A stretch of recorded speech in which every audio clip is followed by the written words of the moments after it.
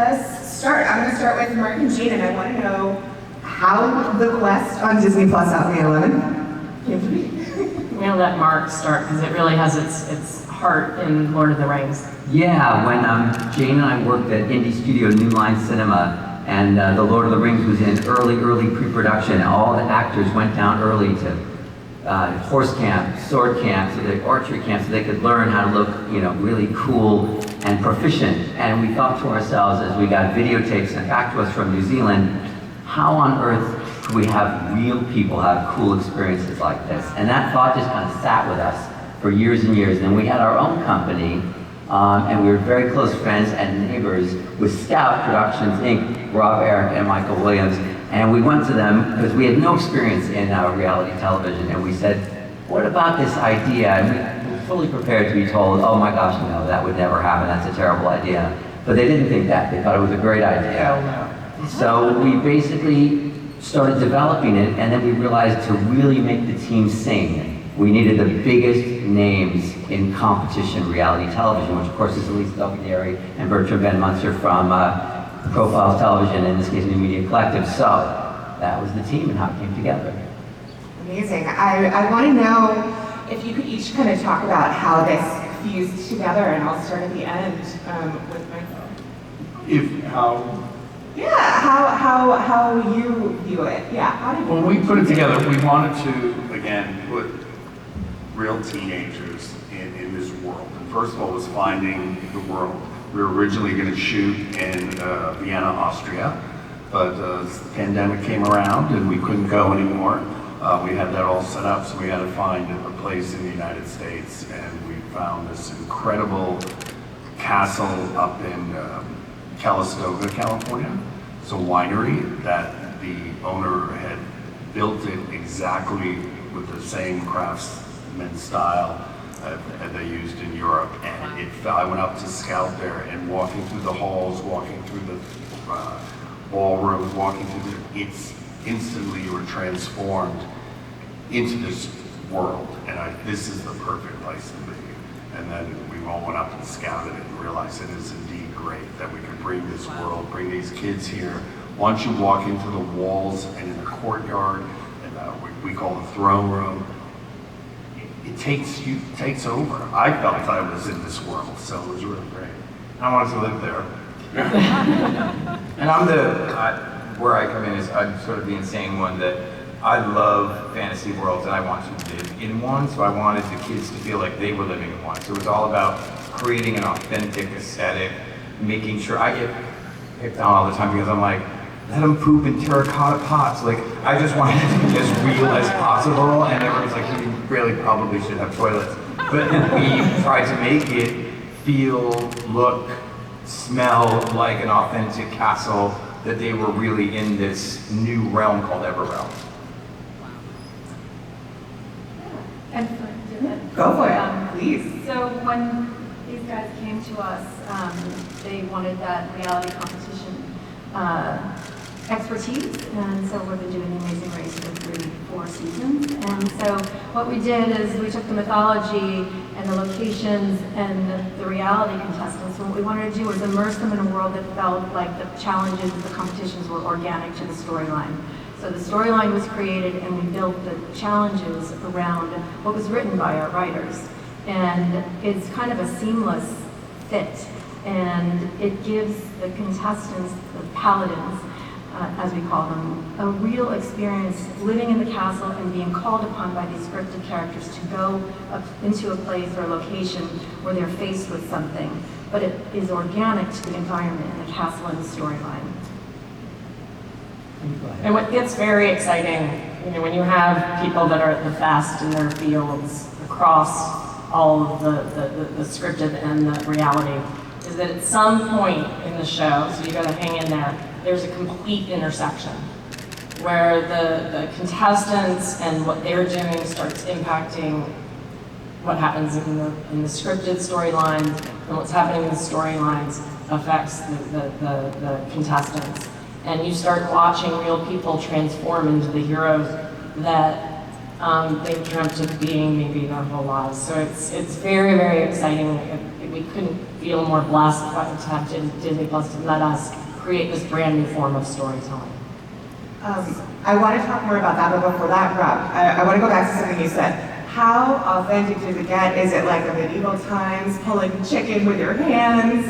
As much as we can. Like, I'd love to do it back to pooping in the terracotta pot. Unforgettable. You couldn't help it. If we were running between, because the castle had a lot of underground like catacombs, and you were running from one set to the other, you couldn't help but be in the moment. I mean, there were times where I was like, I'm wearing a cape, I'm totally running from somebody. Like, you got into it, and if we're doing that, running between sets, then the kids are going to fall right into it with having the hay in the ground. I kept yelling for more hay and more, like, to just make sure that things were aged properly, but then things that weren't aged because they would be new at that time. So it was really authentic, like as best we could get it in this winery, which, like Michael said, we were shocked at how beautiful the detailing was and how he had everything brought in from Europe to make this piece. So it was already almost all the way there.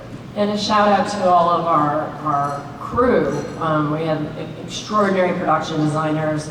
We had an incredible costume team. I have my mask, which is one of the princess's costumes from our costume department. And we had Spectral Motion, who does a lot of creature effects for many of the movies that you love, that created the creatures. So when you walked up to these creatures, they were living, breathing manifestations of our imagination. And these teen contestants could react, awfully, often pretty scared. There's in that first episode, you saw a little bit of a witch. I mean, it was pitch black, and we threw the kids into the woods to meet her. It gets a little scary. To that point, the experience is a 360-degree experience. So when Jane talks about the creatures, there wasn't from head to toe anything that you could see that there was a human inside there. You saw a fully realized creature. You were in a fully realized castle. Every room, every door, every sheet, blanket, every staff was real. You could touch it. It wasn't like you went behind the wall and there was something holding it up. It was all real. So that's why the environment was fully immersive. And also the contestants that we had in the show, they are true lovers of the fantasy world. So they wanted to be immersed. And this is something in their dreams that comes to life, that they can actually experience that you never think could ever be possible. And so for that experience to happen, you just see this world come to life. It's actually really spectacular. Yeah, for the contestants, it was literally like a surprise party every day. They literally didn't know what was going to happen, and as the narrative unfolds, because you've got this narrative storyline that's weaving into and through their experience. So in successive episodes, as they start to glean or suspect certain details and start to develop their own theories about what's going on, still things happen that they can't fully anticipate. So they know they might be facing certain challenges, but they don't know what they're going to be. So they really do have this thing where they come in and they just don't know what's going to happen, and the camera captures the sort of wonder that they have from that experience. And we're actually really excited for them to see the show, because they will find out things they didn't know, because there's a whole scripted chapters that they weren't a part of. So we can't wait for them to see all of the behind the scenes of the castle intrigue. We're looking forward to seeing their reactions to the show. And that's true in real life, where you're not in every conversation, you're not in every room. So the things that you're going to see are things that they're going to discover. And I just want to add, we also filmed in all the property around the castle in the deep woods. And a couple months before we went up there, the California Napa Valley fires were just burning all around the castle. And at one point, one of the buildings caught on fire, and all the woods caught on fire. And we went up there to just scope it out to see how it looked. And you're like, okay, here's a disaster, but it looks even cooler. It was just creepier, and black trees, and the pine needles turned brown, and it was like, you couldn't have created that in an art department. It just gave it this extra level of creepiness. It got rid of all the greenery, and it just was like, it was art directed. It was just. That's all a lie. We did all of that. We art directed all of that. And actually, Tamora did it. Tamora attacked the castle before we meet our castle and had fought her off. So she burned the surrounding woods with her magic. Totally done by us. You heard it here first, folks. Sorry. But actually, I do want to talk a little bit more about the scripted and the unscripted, coming together. I have been reporting on TV for 15 years and I've never seen anything like this before. So tell me how that even kind of came about. How do you even go about planning something when there's this unscripted element that you don't actually know what's going to happen? We should really do a shout out to Eric Newman and Candace Lee, who are sort of our world builders. They essentially, long before anything else started, they built the entire sort of superstructure of the mythology and what was going to be happening in the kingdom and the broad strokes of the storyline that basically created the threads that would build into the narrative stories.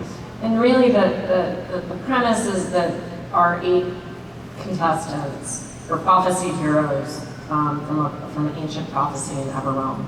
And as things get bad in Everrealm, the 3 fates seek 8 people who are true of heart and have heroes' qualities within them to come and protect the kingdom through a series of challenges. So the goals, interestingly, fantasy, and we talk about this a lot, fantasy and reality are actually quite interchangeable. There's a goal or a quest, and there are a series of challenges to get to that goal. So the quest is that perfect hybrid of those 2 very well-known tropes, and it intersects quite nicely. Yeah, it's controls, and there are things you can control and things you can't control, but we still control the things you can't control. Like, there's so many people involved and so many layers. I mean, when we do reality shows, our field producers get to know everybody, get to peel back the layers, so we kind of know where we can go. And now you have the scripted element that kind of forces the story to, if we want to go down this way, we're going to go down this way by how we position people. So but we let things come to life naturally too, because the kids all have a story, they all have things of why they're there. Like why we all love these worlds, it's unique to each one of us, what it means to us. So we dig that story out as well, and we let that be integrated into the script. The actors also had a bio on every character, so they studied their characters and they had a whole background on who those people were. So when our contestants would ask them a question just naturally, we weren't telling them what to say. Do you have a partner in life?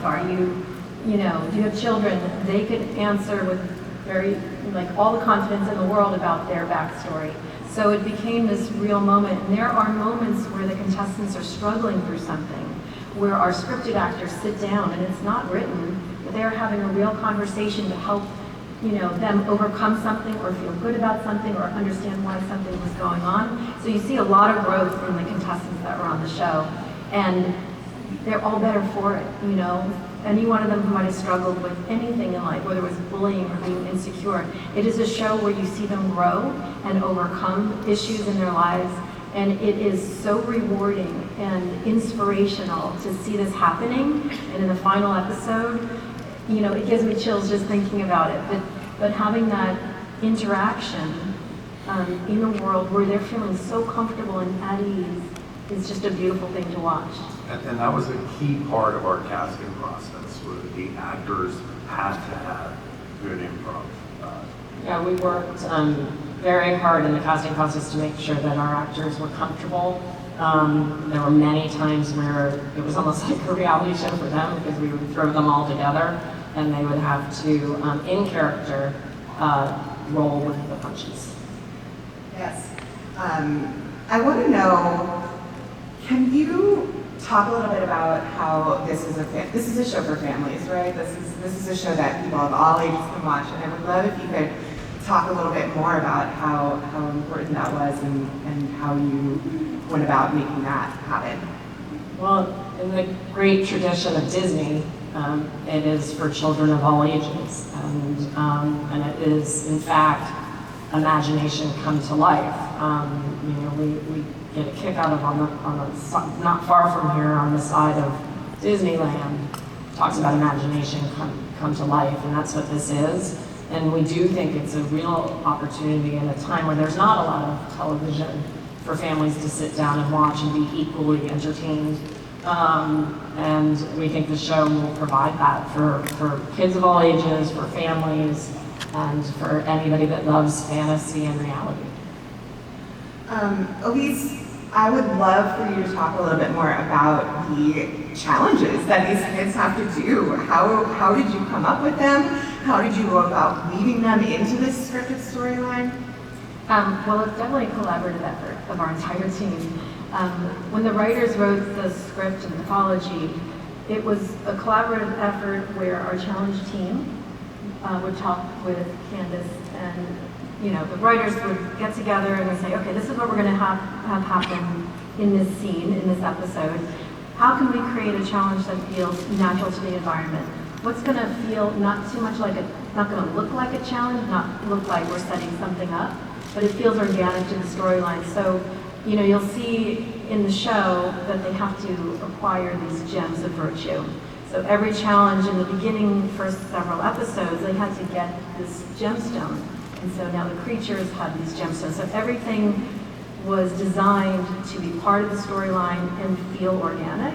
And then the challenges would be tasks where the contestants would have to acquire that gemstone. So the scripted characters would react to giving up or fighting for keeping their gemstone or not. It's really something you're going to have to see, because if I say too much, it'll give it away. But we have creatures with gemstones, and we have challenges based on whatever those virtues are. So if it's strength, gemstone of strength, they're going to be doing something that requires strength, whether it's mental or physical. And that it's something you're going to have to watch, because I'll give too much away, but that's how that kind of worked. And then there's this wonderful plot turn with the challenges, which actually matches the plot turn in the script. So. And the other really exciting thing about these tasks or challenges is that there is practical magic that is going to be happening for these contestants in real time. So they're going to see things lighting up, smoking, flying, whatever it may be, without giving too much away, that they get to visualize. They're just like, look, we're there. Oh my God. It's very exciting for them to witness. It's exciting for us to watch them experience it. As you can tell, we're really passionate about Yeah. this show. Yes. Well, Michael and Eric, I wanted to ask you, you talked a little bit about the castle, and you couldn't have even, designed a set as creepy as that. Could you talk a little bit more about the aesthetics and like getting everybody into the world? Well, it was so authentic. I mean, I used to be a location manager in my early career and traveling places, and finding that place, and the minute I walked into the courtyard, and you could imagine carriages and torches, and it was so easy to call everybody up and say, here we are, here we got it, let's come here, and then into the woods, scouting into the woods and the pond and finding. And the biggest thing is that you can't see many other buildings for miles away. You see them across the way, they're in the distance, and part of looking for one was not having one that's behind. Being isolated. That's being isolated, that you feel once you go up the road up to the castle, okay, I'm in this kingdom, here I am, and I don't see anything else. And even though, you go back to a hotel at night, once you come up into the grounds, you're in that world. And even as production, I think we all felt that way as well. Never mind the paladins and the contestants. Everyone just felt that way, and you didn't mind getting dirty because you were sort of living in that world. It felt fantastic. It was freezing, just so you know. Wasn't it? I don't remember. It was the thing. We're all so passionate about this show, and every single one of us brought that passion to it. And like people who aren't here, like Johnny Wujik, who is the costume designer, our costumes were spectacular for what is a reality show. And Johnny is Katy Perry's designer. Like, so it's just we all have this passion for fantasy and movies and what we watch at home, and now we have the opportunity. Someone gave us money to put people into a fantasy world that we could create. Yes, please, I'll do that every single day of my life. So every single person, from production design to costume design to camera teams, that we're just like, this is crazy that we're doing this, and that someone paid us to do it. Yeah, what you're tracking here is the immersion. That's really what every single facet of these conversations is about, is that we wanted these 8 teenagers to literally have an immersive experience so that when they were there, in whatever direction they lived, whoever they spoke to, whatever impacted on them, it felt absolutely real, like they were inside Dungeons and Dragons, like they were inside, League of Legends. That literally felt that way for them. And in that, they could access their own aspirations and try to be heroes and rise above, have their reach sort of exceed their grasp. And that process, as it pays off down the last third of the show, which you'll see, is one of the great satisfactions of the show. As you can tell, it's sort of for fans by fans. She also mentioned spectral motion. Yeah, I definitely. Oh, you did? Okay, all the creatures, bonkers. What I'm hearing is it's just heavyweights all around. It's next level. We wanted to do this and make it as real as possible. And granted, we were filming during the pandemic, and we were not at the castle that we originally thought we would be at, but we had all the right people there to make it the show that we wanted. And we had always talked about, you don't want to take a tennis ball and throw it at somebody and say, oh, it's a dragon. We actually wanted to create something so people could react.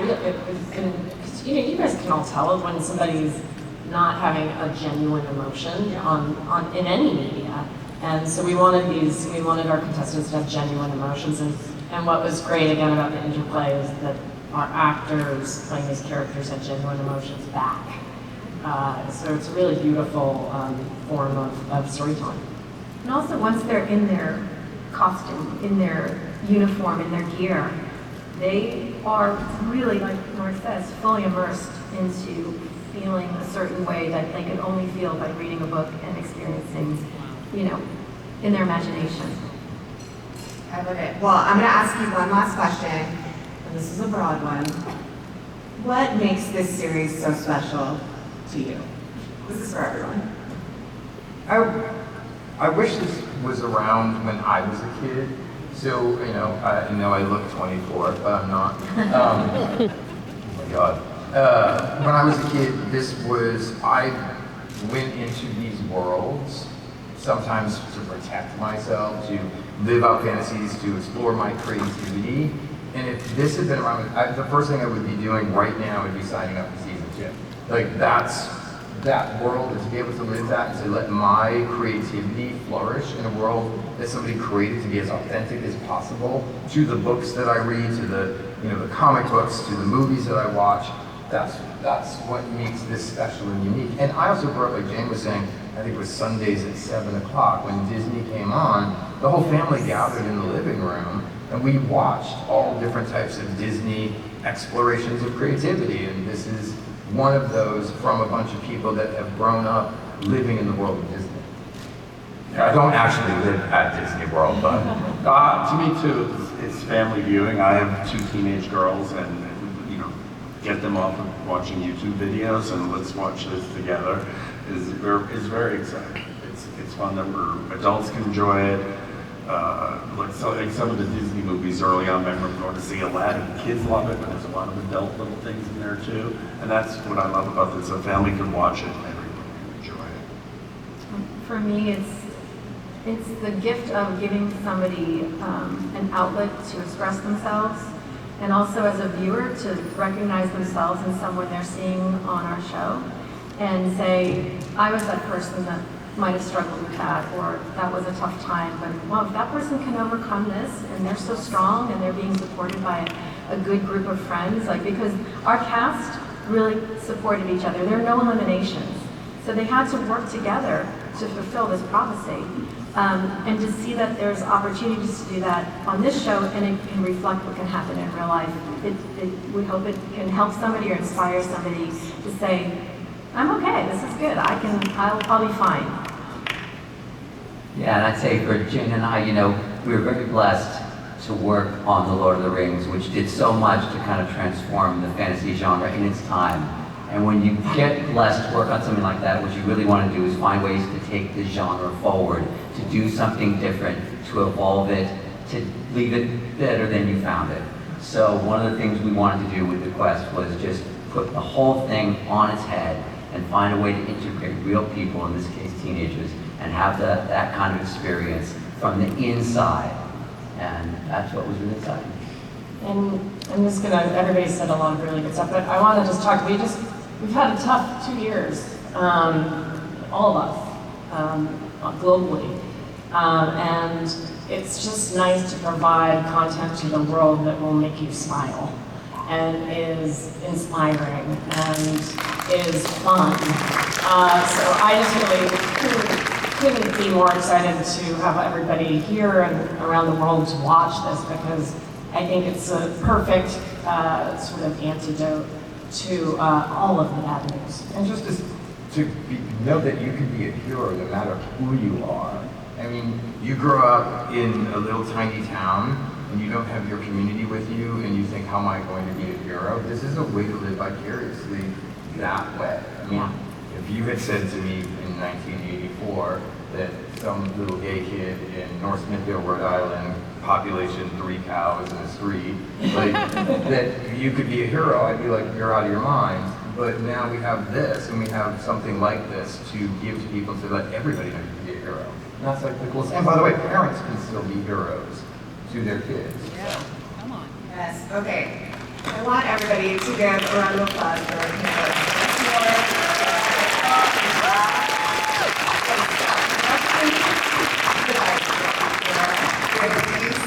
We have Mark and Jane, and thank you everybody for joining us today. And don't forget, you can catch the Quest on May 11th on Disney Plus. And please stay tuned for further announcements and more info on Twitter at Disney Plus and with the hashtag The Quest.